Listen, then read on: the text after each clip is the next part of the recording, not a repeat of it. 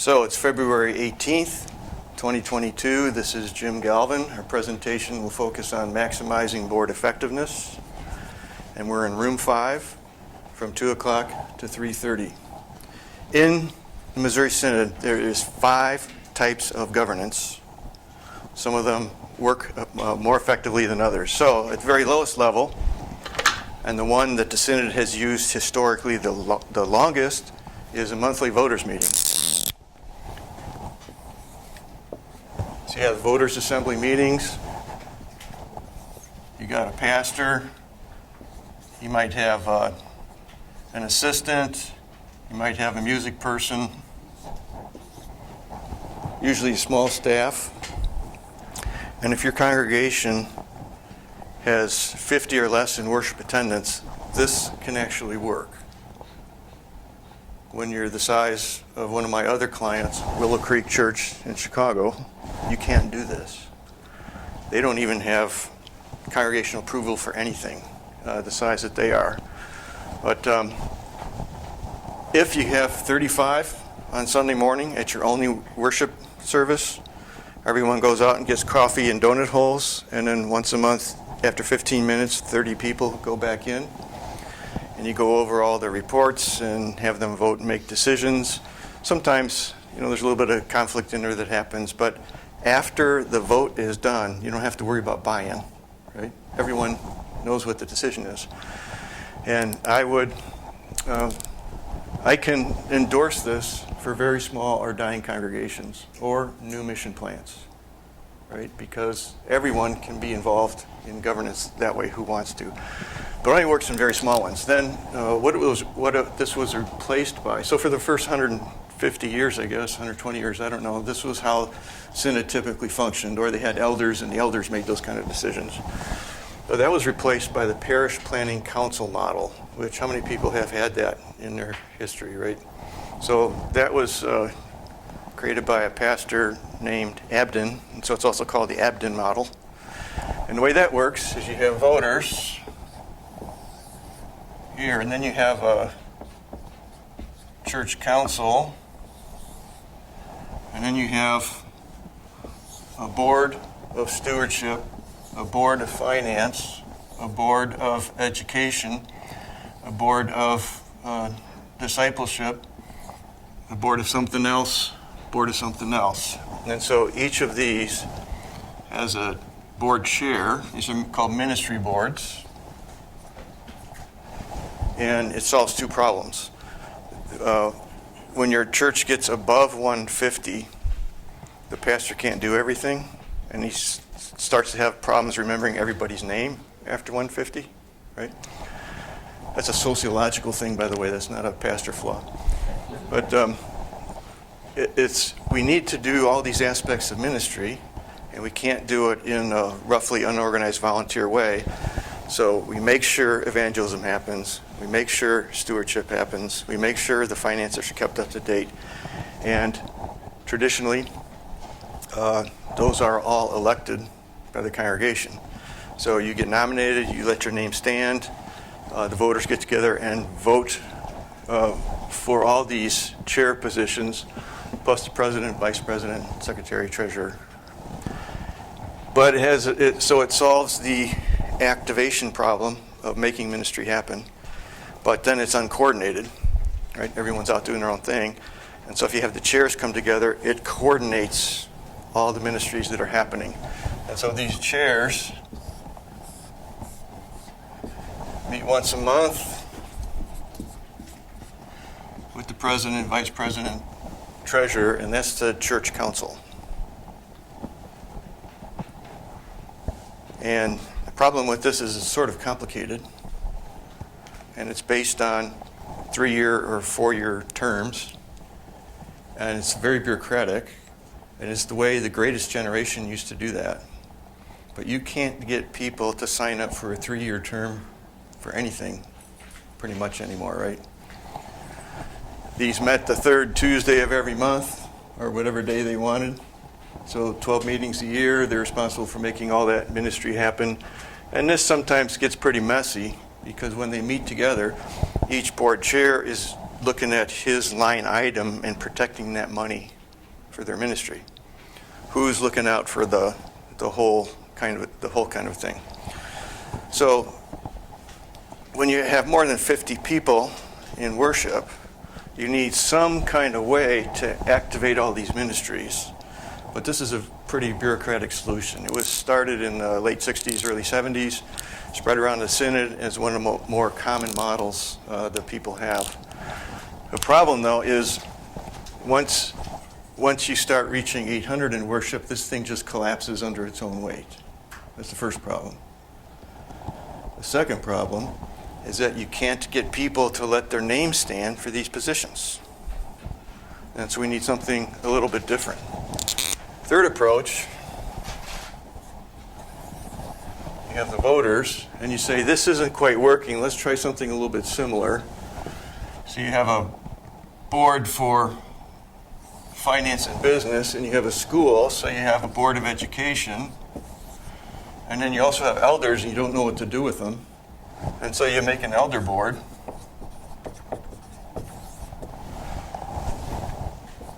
Sort of like this, and the senior pastor's here. Do you see a problem? That's a structural trap for conflict. Simplest illustration I could give. We need to raise tuition for the school. No, we can't. All right? And that'll happen with everything. One church I might be working with, I'm going down there. The elders are separate from the business board, and in fact they have education wing too. So in the elder meeting in January, or February, it's January, the elders went over the financial report and how we're doing compared to budget for November. So the data is 2 months old, and the board for business and finance already approved it. Why are the elders going over it? Right? These are the kind of problems that you have. Another congregation near me, it's the business board versus the elders. Both want control of the congregation.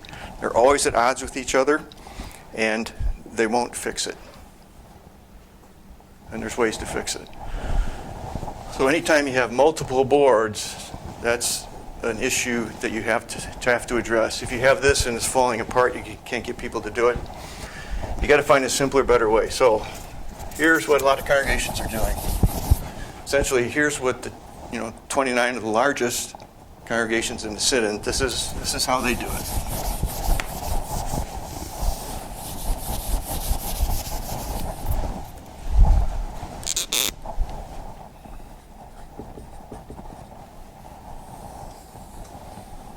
So we still got the same problems. We got to activate people in ministry. We have to coordinate everything. We need to have as few bureaucratic positions that are, where you have 3-year or 4-year terms, because it's hard to get people to commit to that. So how do we solve that problem? So the first thing I learned the hard way in drawing this is I put the board inside this circle. How come? Yeah, it eliminates the us versus them thing. It's like, well, what if the board isn't doing what the voters want?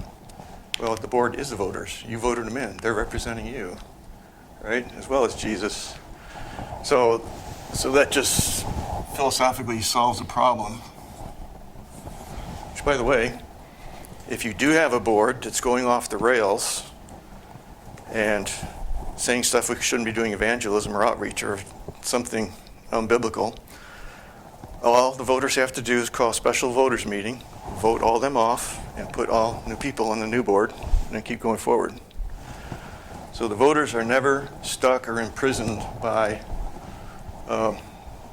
wrong people getting onto the board. And also, you want to make sure, don't do that. Get the right people on the board, not the ones with agendas, not the ones that are power hungry, that type of thing. Now, we still have to activate ministry, so instead of having boards or committees, we're going to do it with ministry action teams. How many are familiar with that term? Okay, this is the way a lot of megachurches do is you have a team that does Sunday school. You have a team that does fellowship events. You have a team that does any other kind of youth ministry, children's ministry. And these ministry action teams, you want to mobilize as many of these as you can. They're either staff-led or lay-led, and they have a specific job to do. And you give them direction, hold them accountable, and say, go get them. And you don't vote these people in. The staff recruits them and empowers them to be leaders and gives them the kind of supervision that they need. So this solves the activation problem. And it's way more effective than ministry boards, right? And people can just say, well, I'll try this out for a year. Okay, fine, great. We'd love to have you do that. Or another person might take VBS as her ministry because she's a public school teacher, right? But she's got summers off. So that becomes the one event that she does per year, but then she doesn't volunteer anywhere else in the church, but it's working, it's great. So you probably have some of these already functioning. In every church I go to that has a parish planning council model, some of those boards are working like this already. Some of the boards don't have any people in them. And the rest of the ministry boards that you have either have to be converted into a team or just eliminated. We only have one board. So the senior pastor has staff. Some of these staff oversee so in the ministry team. So if this is the worship pastor, you might have a audio team and a music team. You might have a contemporary band or whatever. And so now you just have a real clean structure where the board is overseeing all this. They've delegated everything to the pastor, and now your congregation becomes more staff-driven, which can stick in the throat of some congregation members, right? Because they want to run the church. Yeah. Where does the board, like a board of ed, I mean, how would that fit into this? Yeah, we're going to wipe it out. Oh, okay. Yeah. So the other problem this solves is if you have a separate board of education, whether you put it here or over here, again, you got the two-headed monster problem. Or if they're down here, then you have a board reporting to a board, which is dysfunctional. So we want one board that's overseeing everything. Every individual on the board represents all the churches and ministries and all the church, the whole church, the ministries, and the school. That's what we're looking for. Then the question comes up, what do we do about elders? In Missouri Synod, we got 5 options that are being used around the country. First option, a lot of people pick, is they put elders here, supporting the senior pastor, praying for he and his family, and sometimes doing work of ministry or serving communion or whatever else. But the pastor is inhabiting the office of public ministry, and the elders are functioning as an extension of that office.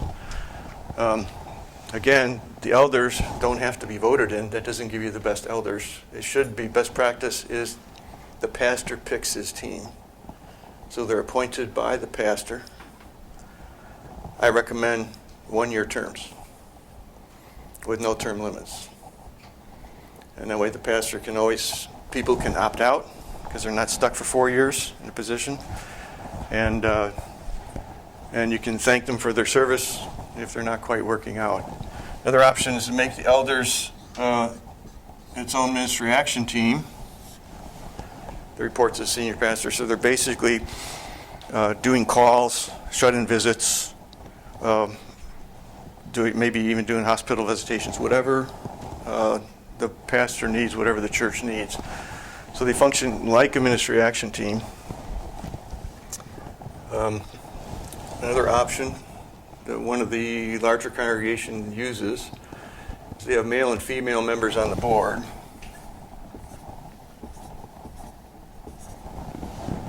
So and they don't have a separate elder group.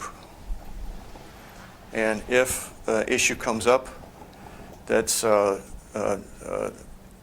discipline of the pastor or a spiritual issue that has to be discussed to follow our guidelines, they simply excuse the women from the board meeting, and then the male members, become the elders in that case.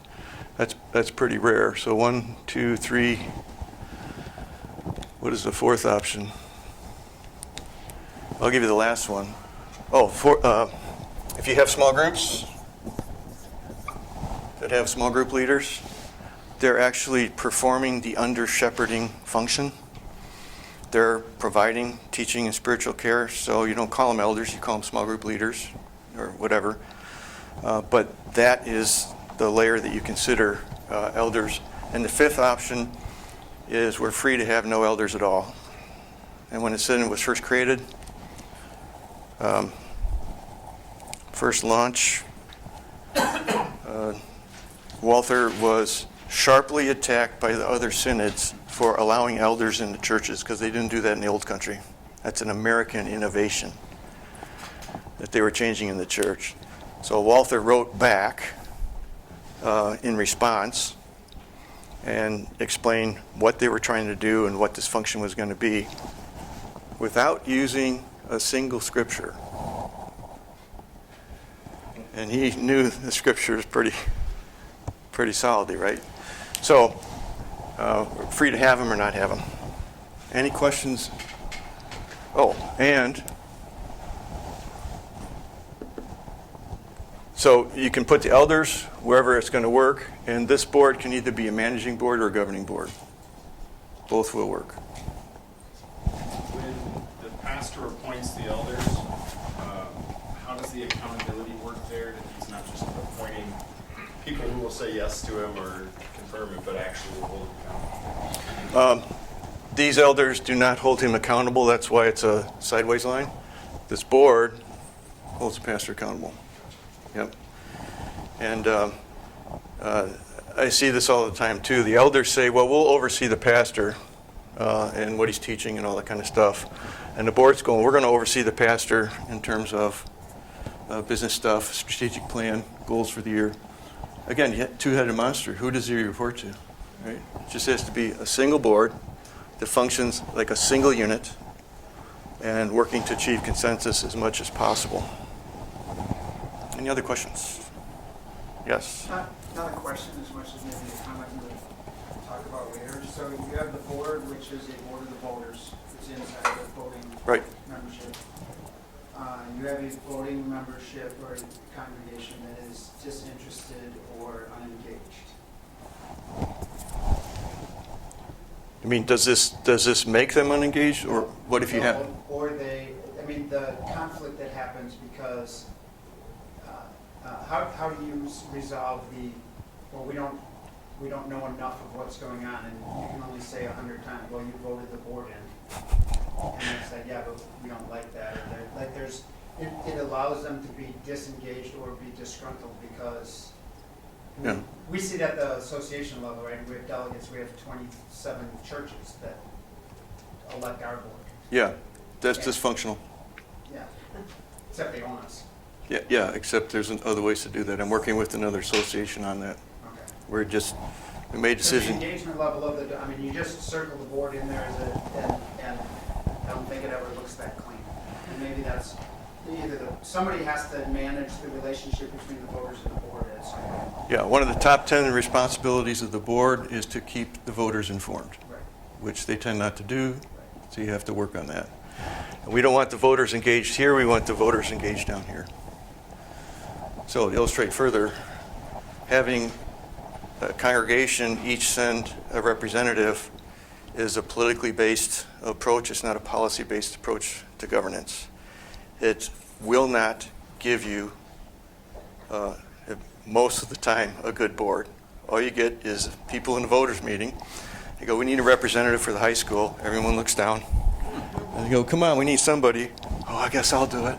Okay, and that's who you got on your board. They have no qualifications. You haven't picked them. There's no screening. You don't know their spiritual maturity level. You don't know anything. You're getting just 27 people, right? So that's a problem, but you can fix it. So in one high school association, they had new members there, and one of the women got mad, stood on her chair, pounded on the table, called everyone stupid and idiots. Missouri Synod. So they went to that lady's pastor and they explained what happened, and he was all apologetic and said, but I'm not surprised. You say, well, if you thought she might do that, why did you appoint her to be on the board? Oh, because she's not allowed to be on any of the ministry boards here in our church. So that's what the one representative from every church gives you. It is possible to shift what we're doing with the other school association is they will ask for nominations from their 9 schools, the 9 churches, and then the board will select representatives out of those names. Plus, the board will recruit some people from those 9 churches that they know. So they're going to be sure to have a mature and strong board. But that's not an easy change to make. Right?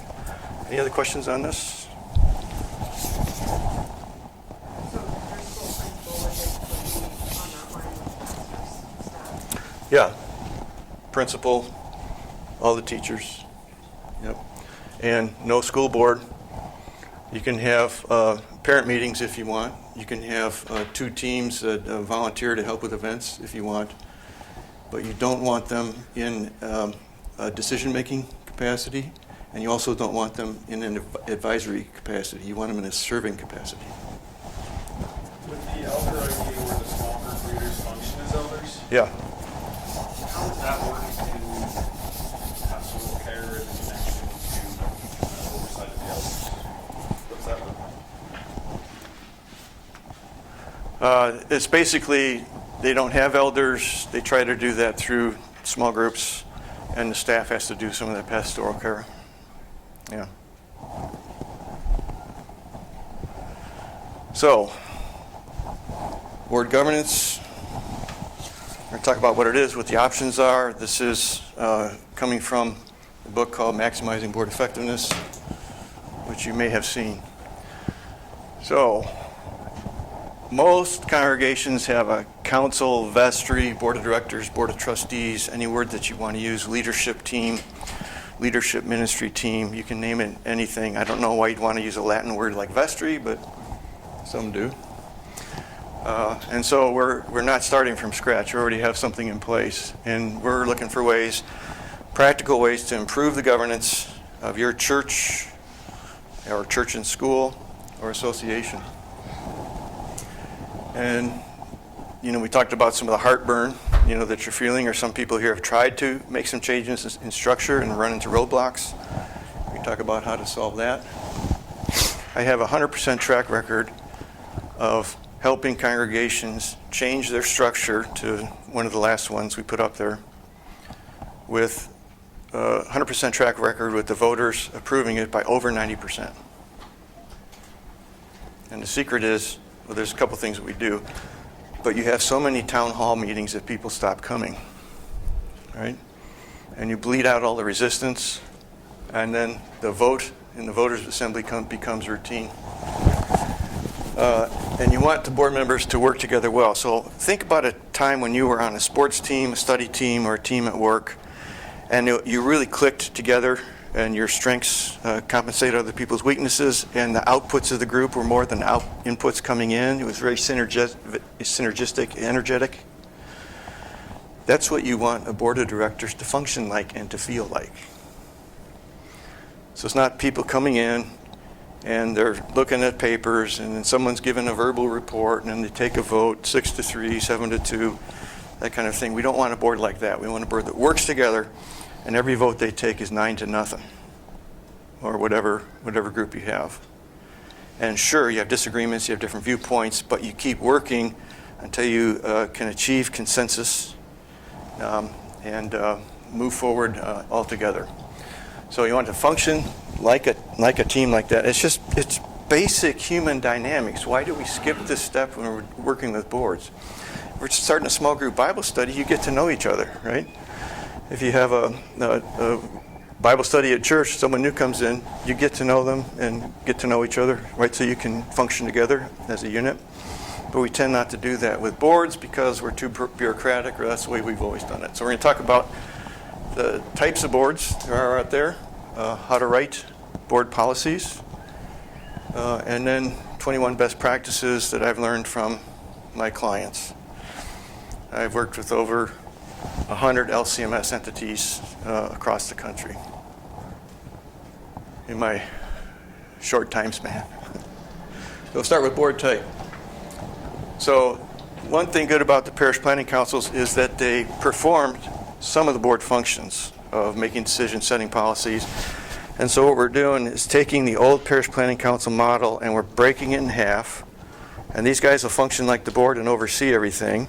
And everyone else, the ministry chairs, will put down into ministry teams going forward. So it's a derivation of that a little bit. And like I said earlier, more and more congregations are moving to a policy-based approach.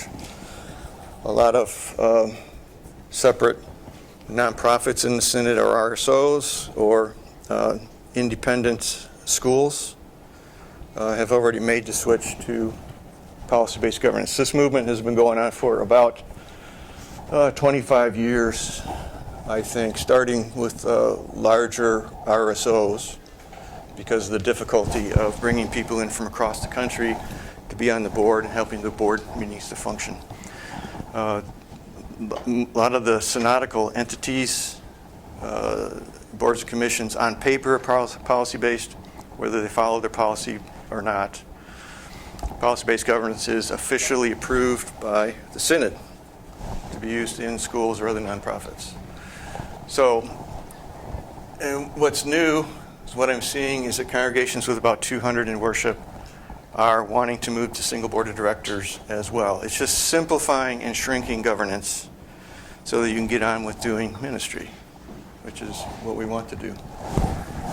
So the problem is, you switch to a single board, you vote in your first group of board members, and nobody has ever had any training in governance. When we finish this 90 minutes, you will have had training, formal training on policy-based governance. Most new members coming in have none, and they've never read a book or article on that topic either, because who would want to, right? If you're not on board and having problems. By the way, some people are asking me more questions about boards these days, and I just tell them, no one graduates from college wanting to work with boards. Like, you got to back into it every time. So I've not read any articles, not read any books. They haven't served on a policy-based board. They haven't observed a policy-based board. They haven't served underneath, reporting to a policy-based board. But everyone there has a mental model for how they understand a board is supposed to work. Now, if they've never had any training, never read a book, never seen it in action, where does that mental model come from? What?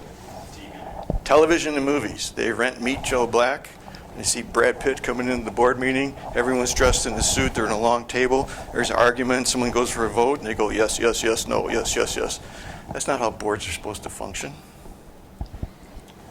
They always portray it as a conflict with no dialogue. I mean, there's no dialogue together. And so we want everyone to be contributing, everyone involved. You're thinking strategically together as a team. And when it comes time, when you work for consensus, that doesn't mean everyone agrees. Consensus means I'm not sort of liking this direction, but I understood how you got there, and I can support it outside the board meeting, so count me in. So you vote 9-0, and when you leave, you don't say, well, Joe had this issue with it, Mary had this issue with it. If anyone asks you, you just say, the board decided that. So you're speaking with one voice. So we have to help get the mental models right for every new person coming in. And boards fall somewhere in between out of control and over controlling. Anyone ever hear of a micromanaging board? That's over controlling, right? So to start at the most basic, you have a working board where there is no staff, and maybe you've gotten your 501c3, but there's no building, there's no school, there's no teacher yet, right? So the board is doing all the work. The board is filing for the 501c3. And then when there's work to do, the board has to do it, or they have to find volunteers to do that as well. The next level is intervening board, where the board says, okay, we got staff now and ministry's running, and so we're just going to sit back and make all the decisions. We're going to manage it. But when that gets too complex, you need to up your game and move to the governing level. So you're not going to manage the ministry anymore because it's too hard and it takes too much work. And you want service on the board to be easy. So you're going to move to governing. And every time you make a decision, you write it in policy. And the policies are basically frozen decisions. You make it one time and the decision stays made. You don't have to keep talking about it and bringing it up again, because you've written that policy to take care of that situation. But if you're not really fully engaged, or board members aren't preparing enough ahead of time, they're sitting there listening to the pastor or the principal, bringing all the items, asking them all the questions, and they're just responding, reacting, and usually, maybe they might have a few questions, but they'll just always approve everything that's brought before them. They're just ratifying it. There's rubber stamping it. And if people stop showing up or don't prepare at all, then you have a disengaged board, which becomes flirting with failure as a team. So as a general rule, if a person, anyone who's going to miss a meeting has to notify the board chair ahead of time, email, voicemail, whatever. If a person misses 2 meetings without notifying the chair, it's immediate termination, in my mind. So, yep. So let's say there's 4 couples from 4 evangelical churches that want to start a crisis pregnancy center near where they live. They meet together on Sunday nights, they pray, they plan, they file for 501c3. 18 months later, they finally get that document. They're allowed to start. They plan a fundraising event. They communicate to all the members of these 4 churches. They communicate to other churches in the neighborhood. They have the event. They raise $150,000, and now they can hire a director. So they hire a director, and now they're going to have her do all the work. And she's going to recruit the volunteers. The board is going to decide where to rent space that would feel like a safe place for the young women coming in for counseling. The board is going to make the decision, should we start a second site in a neighboring area? And they're overseeing the director's doing all the operations. But let's say that director leaves and you get a new director, and she is among the best and the brightest in the pro-life movement in the entire southwest of the U.S. This group can't manage her. She knows how to get those machines for free from Focus on the Family, or take pictures of the baby, right? They didn't know how to do that. She's young. She's got charisma. She's doing fundraising and experienced at it. You can't manage her.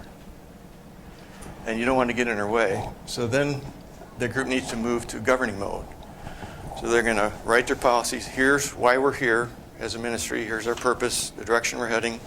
Here's everything you may not do. And none of the volunteers may not do this. Here's how we're going to function as a board together. And here's how we're going to relate to our director. So every time I present this, people say, well, yeah, we have a board, single board, but sometimes they're micromanaging. And then it's like they get disengaged a little bit, and then they're rubber stamping everything. They're not really contributing anything of value to the organization. And we sort of flip back and forth between those two. They call it the $100,000 oops. You have a ministry, everything's going fine, director's good, and then you get budget report and you're down $100,000. And it's like, boom, into micromanaging. How did this happen? Let's diagnose it. Why didn't we know this was coming? Okay, and then they're trying to fix it, and they can't fix it. It's too late. So to get rid of that flip-flop type of dynamic here, if you write your policies in a board policy manual, it helps you stabilize right in the center. That's the beauty of policy-based governance. Any questions on this before we move on? What size of an organization or church, I mean, can you get to a policy base? So to become policy-based, it can be a very large organization or very small. You just have to have the discipline to write your board policies in a document and lead using those instead of getting into operations and trying to fix things that are broken or improve things that are going well. How long does it take to transition into that? It depends how good you are, or depends what your pain points are. If it's painful enough, you can make the transition. So even very small groups or ministries can have policy-based, but there's 4 conditions that you have to have in place, or you simply can't do policy-based. And Tell us those. yeah, you want to know, yeah. Number 1, you have to have a leader who can lead. Most pastors are not trained to manage large organizations. They're trained to do word and sacrament ministry. Lots of them that you know function more like chaplains. They're in their gifted zone. They're do fine at a small congregation, right? They're doing God's work at a small congregation. Put them into a really big church and they're out of their zone. So given that, I would say 50% of Missouri Synod churches should not use policy-based. They can't use policy-based because if the board doesn't make the decisions, nobody would make them. If the board didn't set goals for the year, nobody would set goals for the year. So you have to have a leader who can lead. Number 2, you have to have at least one person who's highly experienced with how policy-based governance works. Because at least one person has to raise his hand and say, hey, we're getting into operations. That's not our job, that's his job. So let's back off and change the subject. You have to have someone who can judge whether or not your linkage with the director or pastor is healthy and appropriate. So someone with some experience. It could be an outside coach as well, I suppose. Third, you have to have board members who want to do policy work. How many people just love doing that, right?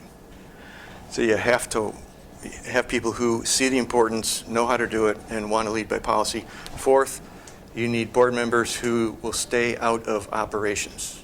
They'll stay out of staff work. That's one of the harder ones. Another quick story. A church that had shifted to policy-based governance, single board of directors, as it was growing, because it was in a fast-growing area, 30 years ago.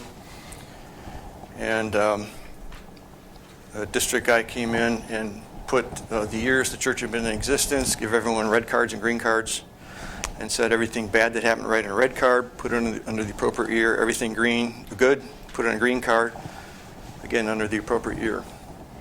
And when they got to the year that they made the changeover to single board and policy-based governance, there were 7 green cards and 2 red cards. So the district facilitator said, these 2 red cards, who wrote those? So 2 men raised their hand. And he said, well, why was this transition to red? Well, we used to have a council, and we used to look at the budgets carefully, and we'd make, give the pastor advice on all this stuff, and it was really fun. And Pastor, you took that away from us. The odd part is, both of those men were serving on the current board of directors. What was going on? Agendas. What's that? Agendas? It's because they couldn't stay out of operations, right? And policy governance tied their hands behind their back, and they didn't like that. So I probed a little bit more. I said, what do these guys do for a living? Oh, they're both middle managers in big companies. So what do they do? What are they good at? Managing. And they want to drill down. They want to get to the root cause. They want to come up with an action plan. They want to see this thing fixed. And that's not the role of the board. The role of the board is to say, you fix it. And we'll come back next month and see how you did. So in the book, it talks about basic systems theory, which was developed in the late 50s, early 60s from what academic disciplines? Anybody know? Communication, Nope. engineering, Nope. chemistry. Chemistry? Nope. Biology. Okay?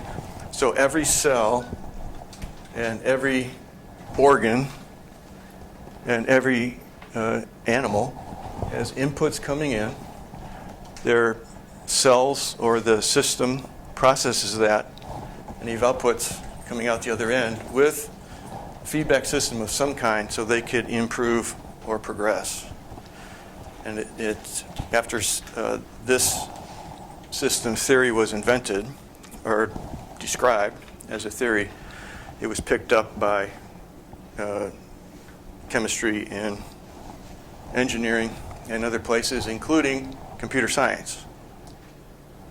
Because there were inputs, the keyboard, mouse, there's a microprocessor that does something with that information, and you output a file or a page from your printer. And then there's a check here to make sure everything is working, otherwise an error light comes on. So that's part of the feedback system. And you're operating in some kind of environment. There may be stuff you know that impacts you a lot, or maybe stuff out here that doesn't impact you much at all, or you're not even aware of. So when you can use that framework and apply it to governance, it looks like this. You're operating in some kind of ministry context. You have a board that's overseeing all the work, all the ministry, all the worship, everything that's happening in the congregation or in the schools. And I call this the black box. And as a board, you want to leave the black box closed and not get involved in operations. John Carver says, when you meet together with your director, you pretend like the director is your only employee and everyone else in the organization is invisible to you during those board meetings. And we have resources coming in, funds, staff, teachers, ideas.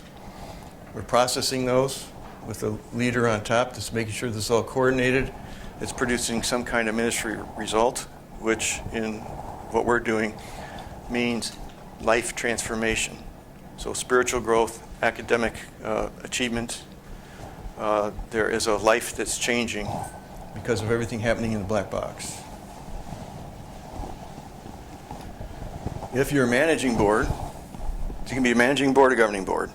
If you're a managing board, you meet together and you go, what's happening in the school? And you have all these questions about operations. And worse, you might go, I got some suggestions for how we can make this better, right? And you're actually adding no value when you do that. You're only making it more difficult on an organizational leader. So that's what a managing board does. The governing board says, we got a good leader, just keep the lid closed. We're going to focus on, do we have enough resources coming in for where we want to head? And are we actually seeing meaningful results? Which requires the Holy Spirit to make that happen. And then you say, is this worth it? And I've seen schools close down because it's not worth it in some churches and schools. And the board oversees this. They set limitations policies for everything that is not allowed to happen inside the box. And one of the most important contributions is they look at the ministry context. So for example, all the people running around doing all the work in here is not going to be thinking about inflation. They're not going to be thinking about the midterm elections. Right? They're going to be thinking about how do we manage all this stuff here. The board can look outside for anything that might impact what's happening here negatively. They're the ones that can be future focused. And that's one of the biggest contributions a board can make. Most people don't think or plan more than 30 days in advance. All they have to do is take their day timer and open it up and flip a couple pages and it's all blank. Right? Going forward. For good, effective board members, You have to have people that are future-focused and can look out more than 1 month or a quarter ahead for planning. A board, when they meet, cannot change anything that happened last month. That's why having staff members come in and reporting to you is a waste of time, because they're talking and telling you how hard they worked last month, right? And you can't change that. And in a church, you can't even change what's happening this weekend. The hymns are already picked, the worship team's already practiced them, the sermon's done. You can't change it. All you can have any positive effect on is the future. So as a board, you have to focus on the future. And the budget report is not focused on the future, right? And the ministry reports are not focused on the future. So you got to think ahead, look ahead, and then you have the chance to add some value or make a contribution to the organization. In the book, I call it a net contribution, because adding value doesn't, it makes total sense in business, and people can't figure out what that means for a church. How do you add value? They don't use that language, but they know what contribution is.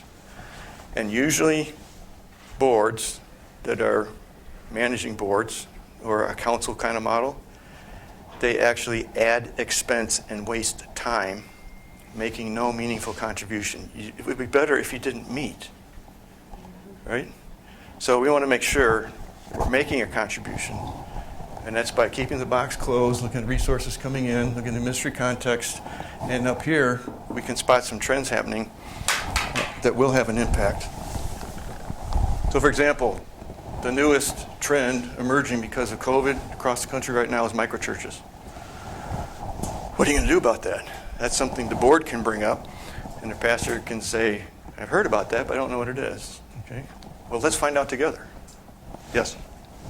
So in a healthy context where the board is working well, what does a regular rhythm of board meetings look like? Because they're not reviewing operations, they're not reviewing where things are at. So is it a monthly meeting for planning or a quarterly thing? And you're not always having policies you need to set, I would presume, because they're kind of well set and hopefully working well. Mm-hmm.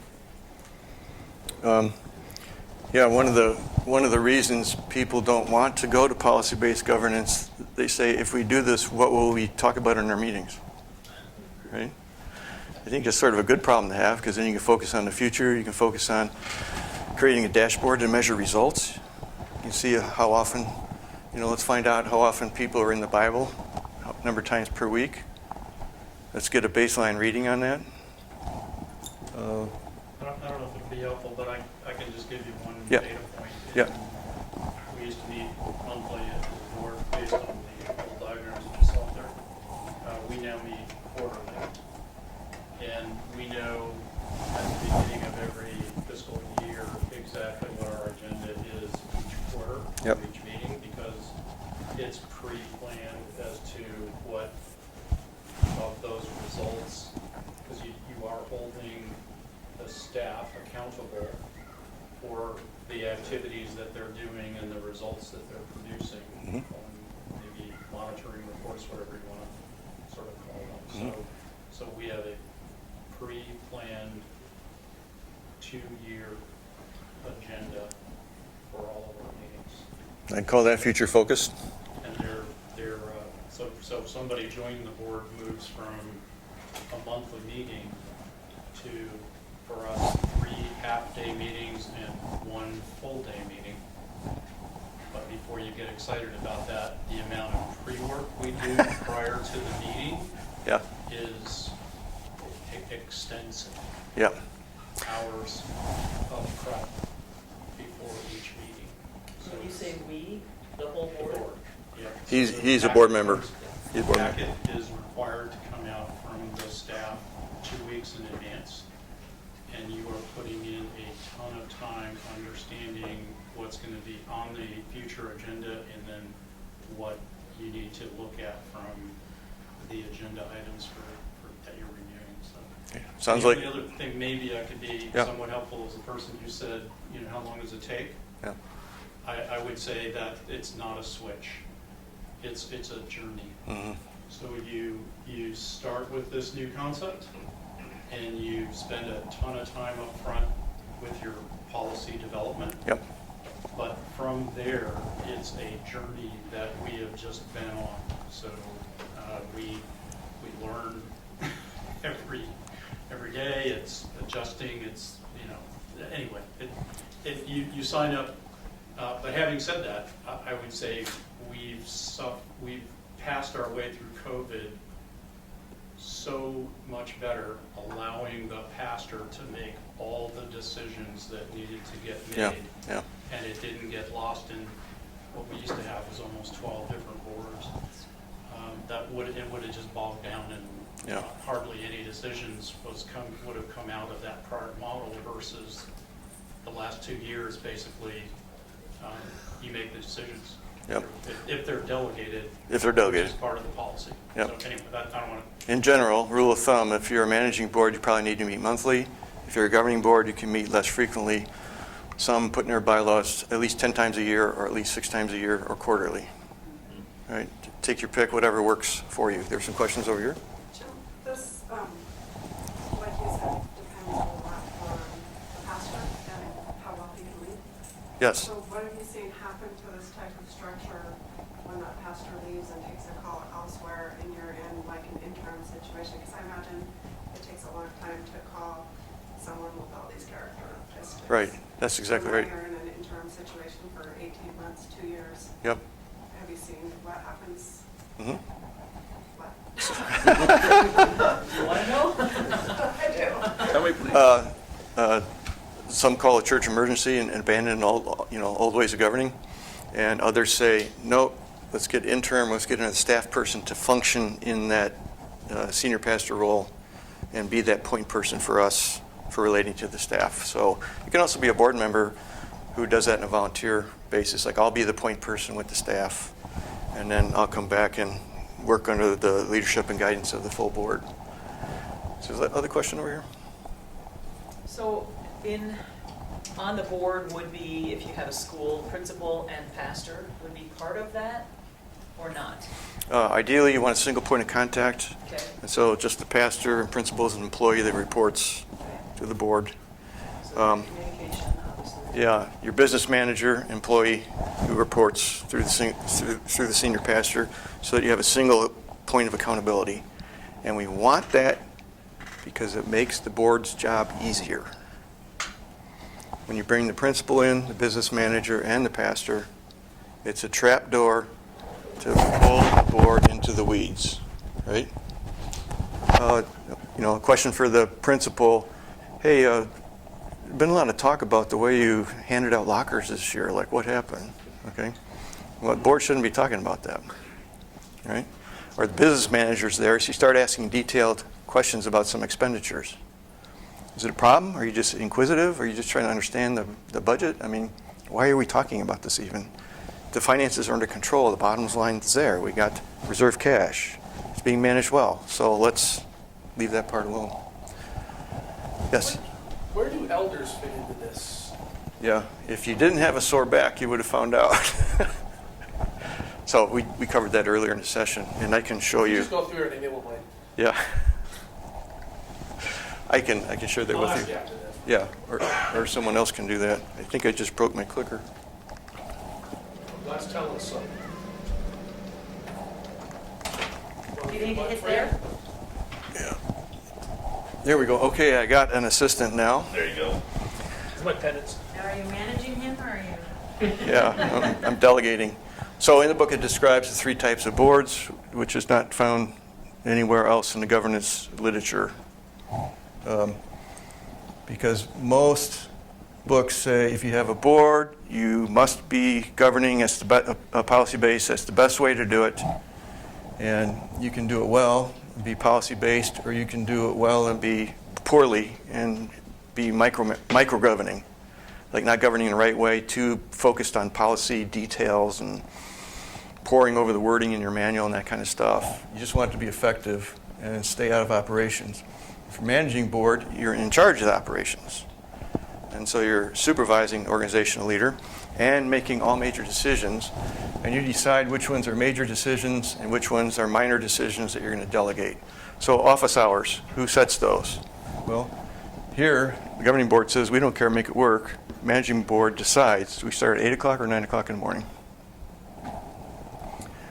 And you can fall into micromanagement by being in the weeds, inside the black box, messing with stuff, trying to tell the staff how to do their job. The third kind is navigating, which doesn't apply to congregations, because this is when you need to change your mission. The church's mission is never going to change. But if you are a ministry like one foster care agency I'm starting to work with, because of rule changes in their state, they want to get out of foster care. And they want to help these children in a different way. So they're changing their entire ministry model, their entire mission, because they can no longer function in a biblical way, as far as they're concerned, under the guideline changes coming down from the state. So that's where navigating board comes in, is you have to figure out the new thing that we're going to do. Yes? If a church is going through a major shift in their, let's say, discipleship process and completely redoing what is it we're trying to do for better results, does that still fit under policy-based, or is that transformative as they're changing things? If you're managing board, you're helping them plan what that's going to be. If you're governing board, you say, Pastor, make it so. And that will probably show up in your ends policies. So let's go on to the next slide. So there's a lot of benefits for going to policy governance. If you don't have those 4 conditions in place, you can't make that shift, and you have to be a managing board instead, and that's fine, because you don't have what it takes to do policy-based. If you do, then you have a choice, stay managing or become governing. Next slide. And your policy manual keeps the board on track. It defines what their role is, what their job is, how they relate to each other, how they connect with the senior pastor. And that's written down. New members coming in can read that and stay on track with them. And if your board becomes undisciplined or people aren't preparing, there's policies in there that says what you have to do to get ready for each meeting. And there's a difference between a politically based boards and policy-based boards. And the voters in our churches don't know the difference. They've got the school board, the city council, and it's north side versus south side, or one business interest versus another. It's like Acts 23. Paul's brought before the crowds, asked to explain himself. He starts to talk and then says, brothers, I'm here because I believe in the resurrection of the dead. The Pharisees say, we see nothing wrong with this man. The Sadducees are picking up stones to stone him. Guards have to bring him out. There's contention, there's conflict, there's voting, there's people with agendas. That's how the world works. That's how our synodical convention every 3 years works, right? That is a politically based structure designed to figure out those power vortices, I guess.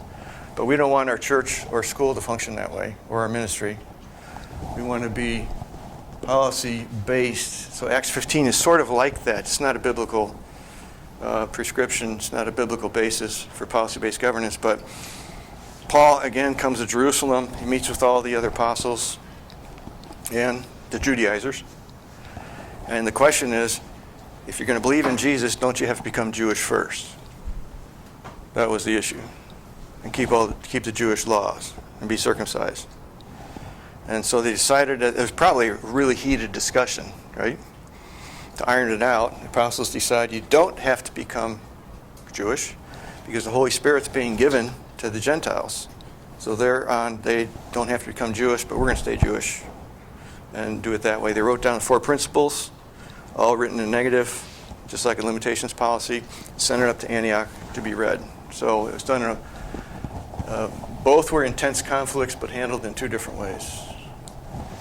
And as a board, you have the fiduciary duty to take care of the church and do what is in its best interest, and you can never let go of that. But if you have a consent agenda and you do this in 10 minutes, then you have time to move to the strategic level, start looking toward the future, and doing some longer range thinking and planning. And every once in a while, you can get to the generative level where you say, what are the needs in the community? What strengths do we have? Is there any new ministries that we could start? And you're making a contribution about anything new or different we can do in the future. Go to the next slide. And we're going to skip how to write policies since we're not actually going to do that today. I'll run through this quickly. Just use spacebar.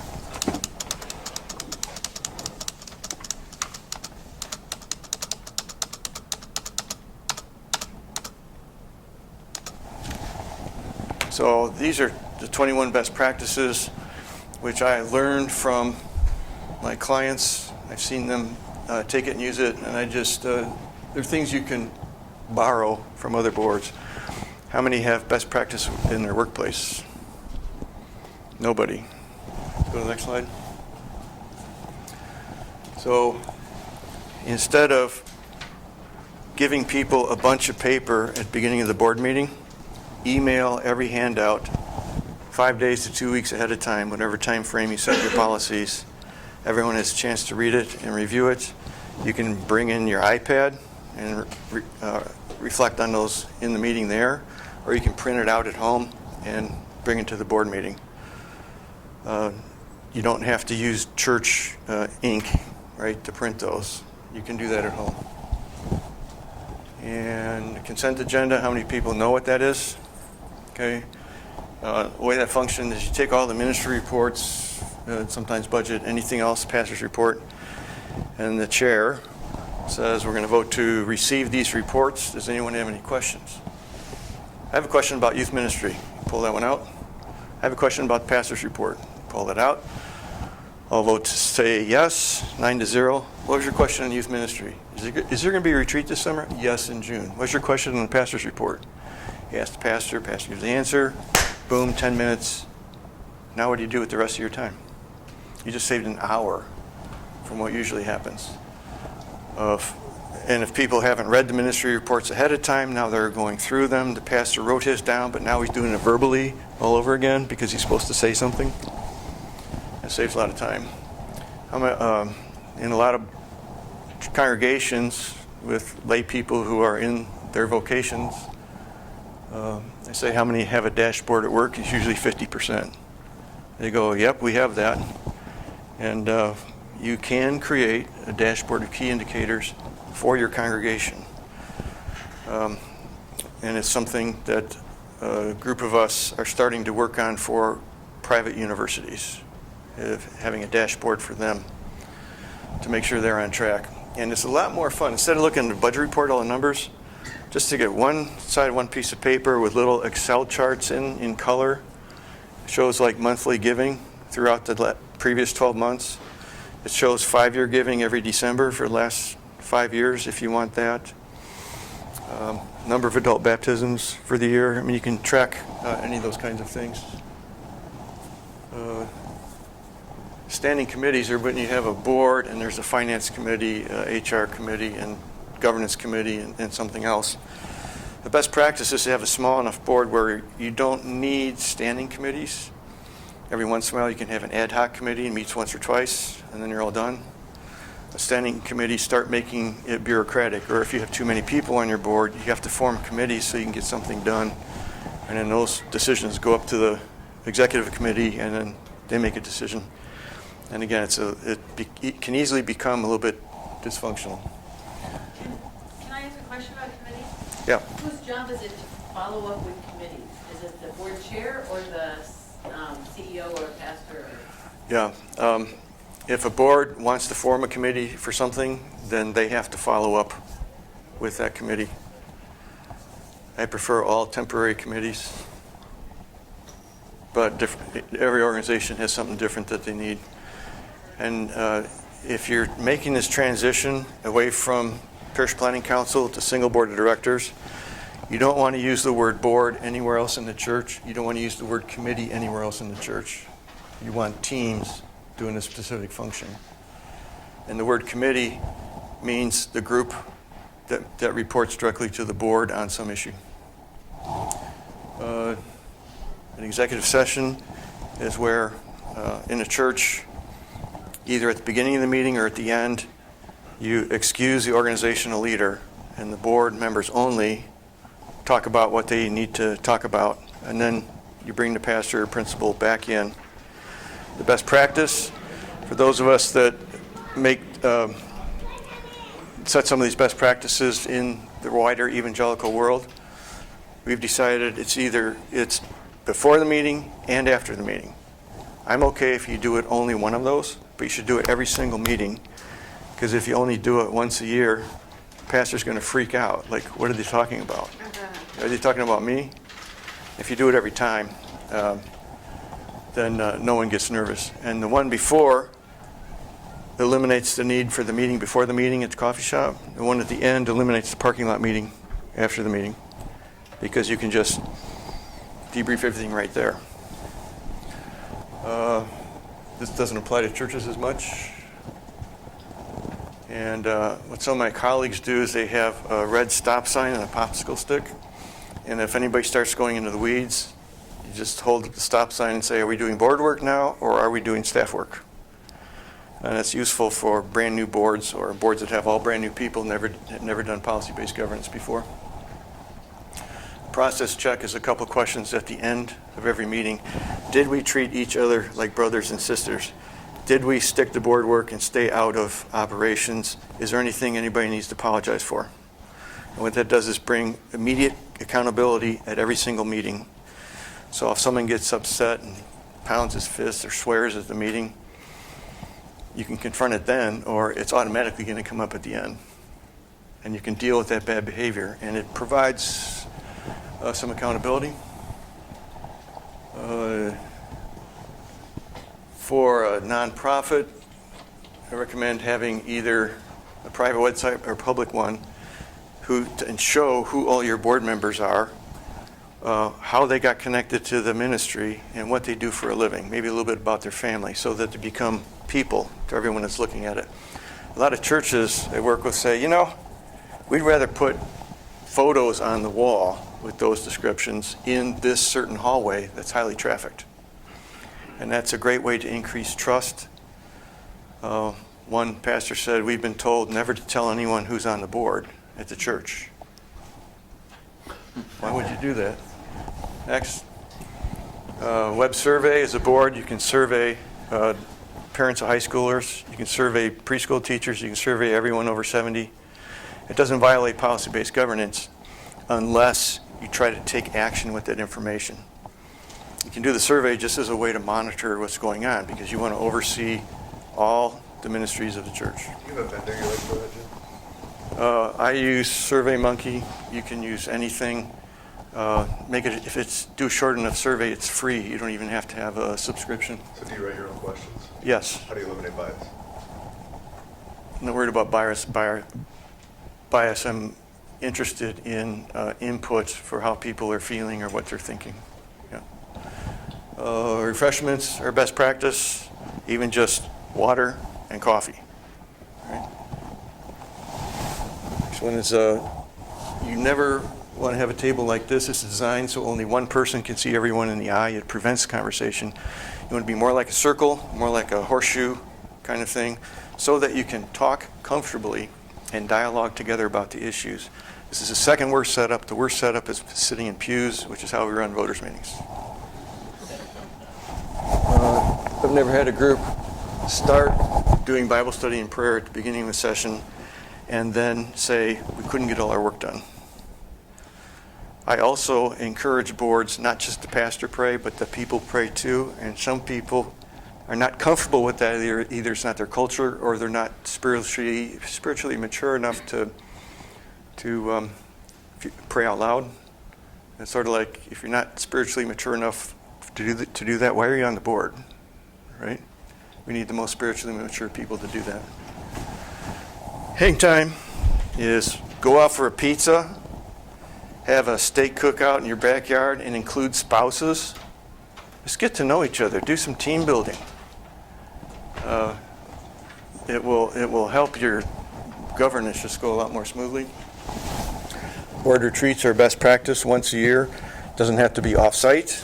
Doesn't have to be overnight, but some boards choose to do that because they're dealing with long-range strategy, or they're getting some input from an outside consultant or the police chief telling them about the community or something like that. And you want every board member to be financially invested. The people who, there's tippers and tithers, right? The tippers throwing a 20 every time they go to church. And they have not yet experienced the third conversion, which Luther explains: conversion of the mind, conversion of the heart, conversion of the purse or pocketbook, depending on which of the times he said it you're quoting from. And this is a hard one for churches. They're afraid to talk about money. They're not so sure if they should make this a restriction. But you don't want someone who has not had that third conversion. Money still has control over him or her, making a decision about whether or not to have a capital campaign. And an annual review for the pastor should focus on ends policies and limitations policies and not anything else if you're going to be policy-based. This is another one that's hard for people to understand. Like pastors, show us what progress have we made in our ends and goals, and is there anything you violated and how did you fix it? I like to add another, one church adds evaluation of fruit of the Spirit because they had an abusive pastor. Another congregation adds, do you have a personal development plan? And the reason why we're concerned about that as a board, like we want to make sure he's continuing to live and grow. We want to make sure he goes to best practices. We want him to get involved in PLI. Why? Why do we want him to have a professional development plan? And the answer, because those guys are expensive and we're going to get the most out of them that we can. And if they come here and they get 2 good ideas and you bring it back home, boom, it was worth the cost of the airfare. We're going to stop right there, and